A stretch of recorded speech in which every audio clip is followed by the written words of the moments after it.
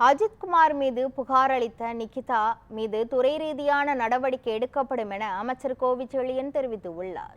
திருநெல்வேலியில் செய்தியாளர்களுக்கு பேட்டியளித்த அமைச்சர், கடந்த 4 மாதங்களில் 15 புதிய கலை அறிவியல் கல்லூரிகள் தொடங்கப்பட்டுள்ளன என்றும், மாணவர் சேர்க்கை அதிகரித்ததால் 64 கல்லூரிகளில் 2ஆம் நேர திட்டம் செயல்படுத்தப்பட்டுள்ளதாகவும் அவர் தெரிவித்தார். பொறியியல் சேர்க்கைக்கு இந்த ஆண்டு 3 லட்சம் விண்ணப்பங்கள் வந்துள்ளதாக தெரிவித்த அவர், விரைவில் 1500 கௌரவ விரிவுரையாளர்கள் நியமிக்கப்படுவார்கள் என்றும் தெரிவித்தார். புதிய பாடத்திட்டங்கள் கொண்டு வருவதற்கான ஒரு குழு அமைக்கப்பட்டிருக்கிறது. அது கலை அறிவியல் மற்றும் பொறியியல் மற்றும் தொழில்நுட்ப கல்லூரி என்ற அளவில் தொழில்நுட்ப கல்லூரியை பொறுத்தவரை 7 புதிய பாடப்பிரிவுகள் கொண்டு வரப்பட்டுள்ளது.